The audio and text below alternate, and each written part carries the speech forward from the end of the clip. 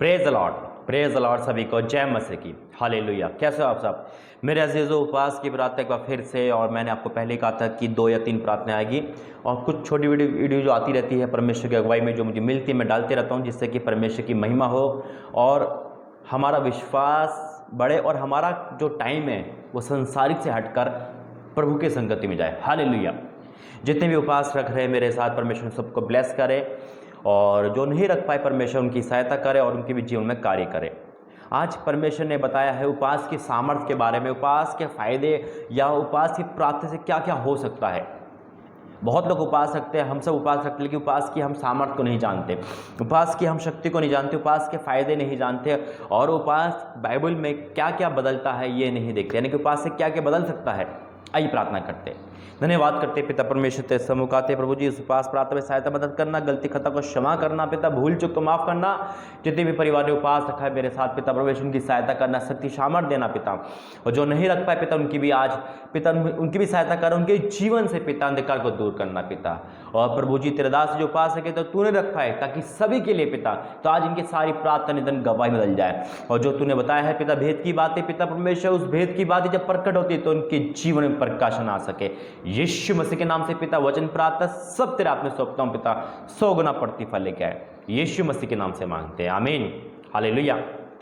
मेरे अजीजों, जो लोग नहीं रख पाए उपवास उदास ना हो, क्योंकि प्रभु के दास, जब प्रभु अपने दास से रखवाता है वो इसलिए रखवाता है ताकि आप तक ब्लेसिंग जाए। हालेलुया। बस आपका काम है प्रार्थना देखना। मैंने आपको पहले कहा था कि यूट्यूब से जो नोटिफिकेशन आएगा वही आप तक आएगा, उसके अलावा मैं शेयर नहीं कर पाऊंगा क्योंकि अभी मेरे फ़ोन व्हाट्सएप बंद है। हालेलुया। आज परमेश्वर की उपस्थिति में जो प्रभु ने मुझे बताया है कि उपवास से क्या क्या हो सकता है, तो कुछ वचन मैं आपको दूंगा, उससे आपको नोट करना है और देखना। देखो, परमेश्वर जब उपवास रखवाता है तो उससे कितनी बड़ी समस्या भी दूर हो जाती है, परमेश्वर की इच्छा बदल जाती है, बहुत कुछ होता है उपवास प्रार्थना से। हालेलुया।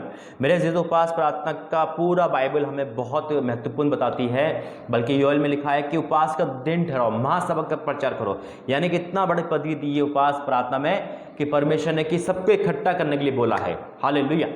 तो उपवास प्रार्थना से परमेश्वर बहुत कार्य करते हैं, ये बात पवित्र बाइबल भी बताती है। तो हम कुछ वचनों में हम गौर करेंगे, मैं आपको कुछ वचन लिखवाऊंगा और आपको वो लिखना है, और उपवास जब भी आप रखो तो उस वचन को पढ़ना है, ठीक है।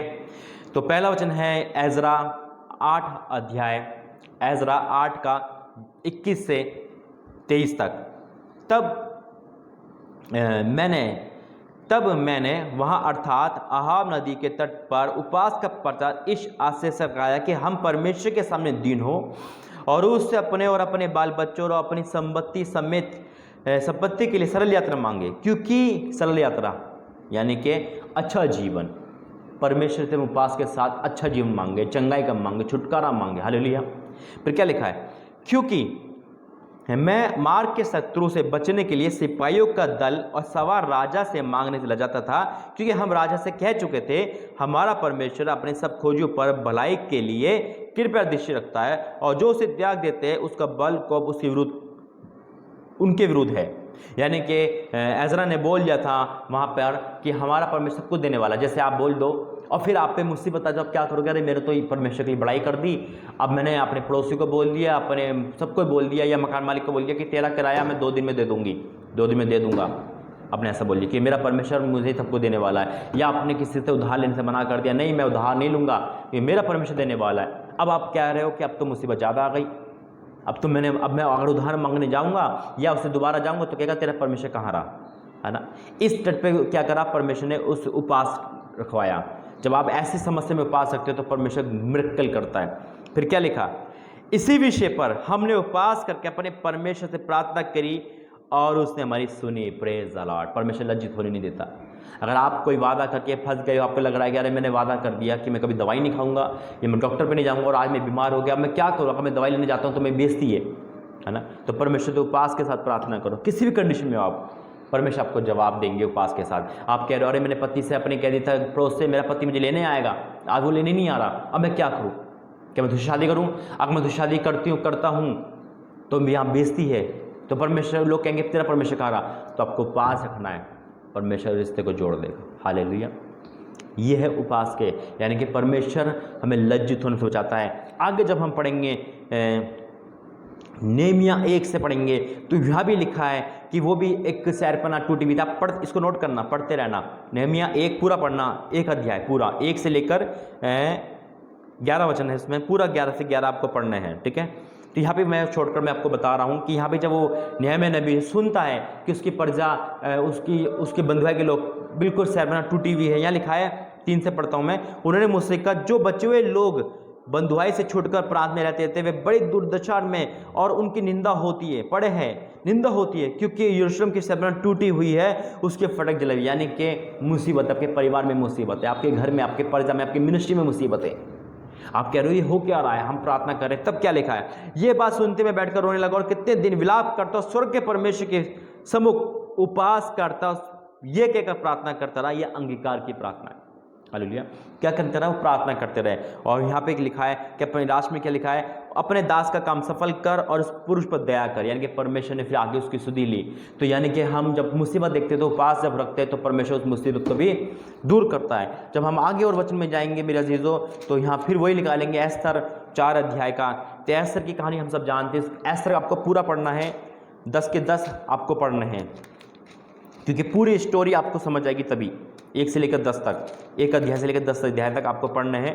कोई बड़ी बात नहीं है, उपवास में हो आप पढ़ सकते हो, ठीक है। तो यहाँ पे जब लिखा है कि 4 का 16 में, तू जाकर शेषन के सब यहूदियों को इकट्ठा कर और तुम सब मिलकर मेरे निमित्त उपवास करो, 3 दिन रात, ना तो कुछ खाओ ना कुछ पियो। समझे? तो यहाँ पे रानी उपवास रखती, क्यों रखती है? क्योंकि वहाँ पे एक षड्यंत्र रचा गया था, यहूदियों को मारने के लिए एक कानून बनाया गया था।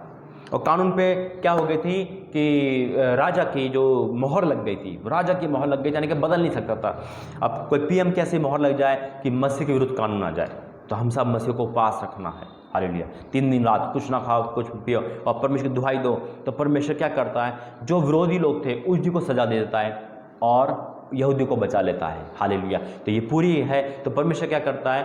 कानून को भी बदल देता है, उपवास होता है। ये है उपवासों की सामर्थ्य मेरे अजीजों। उपवास प्रार्थना की शक्ति जो हम मसीह लोग रखते तो है, लेकिन इसकी पावर को नहीं जानते। उपवास को आप सीरियस लिया करो। उपवास को एक मनोरंजन की तरह या टाइम पास की तरह नहीं रखना। अगर नहीं रख पा रहे कोई बात नहीं, जब भी रखो तो एक सीरियस रखो।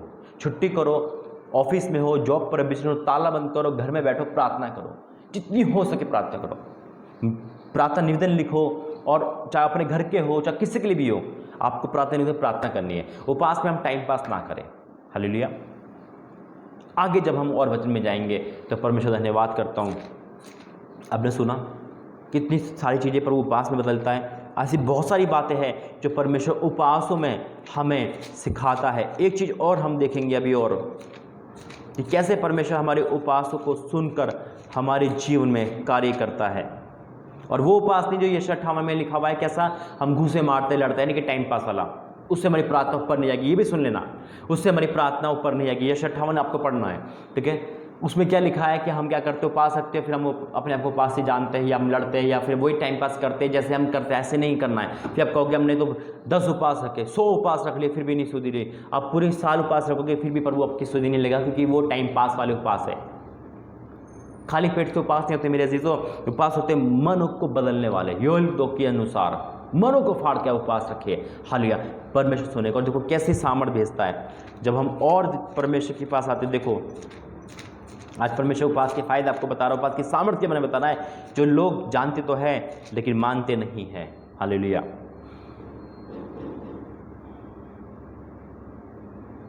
डैनियल 9। अब यहाँ पे जो उपवास है वो है अंगीकार का उपवास।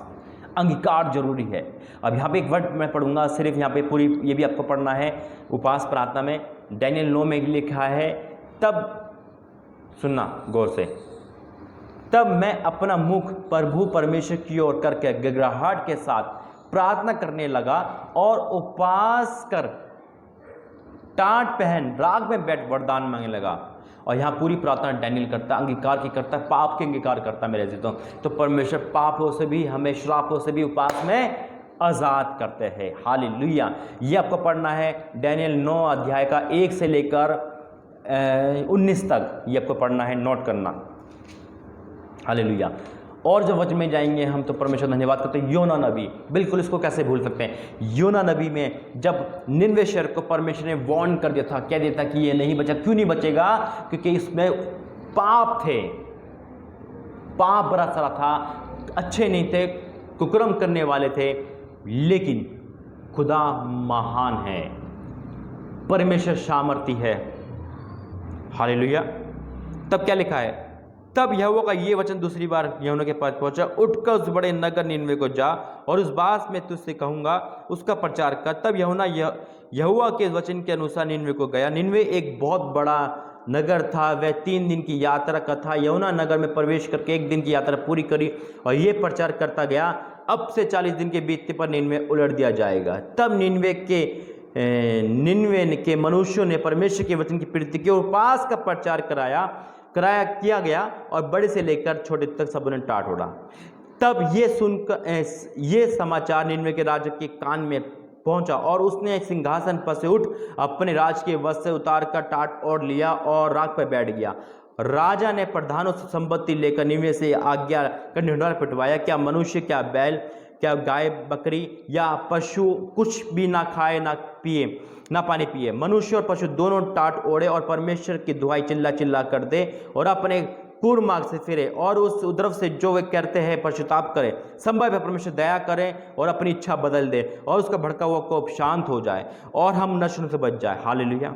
सुना अपनी ये दुहाई देनी है आपको। अगर आपको लगता है कि मैं पापी हूँ, मैं पाप से बाहर नहीं आ पा रहा, तो परमेश्वर उपवास में ये भी प्रार्थना सुनकर आपके पाप को क्षमा करेगा, आपके बुरी आदतों को बदल देगा। आपके घर में कोई भी आदत बुरी है किसी की भी, उसको भी परमेश्वर बदलने वाला। और अगर परमेश्वर ने सोचा होगा कि मैं पाप के कारण उसे नष्ट कर दूंगा, तो परमेश्वर अपनी इच्छा बदल देता है।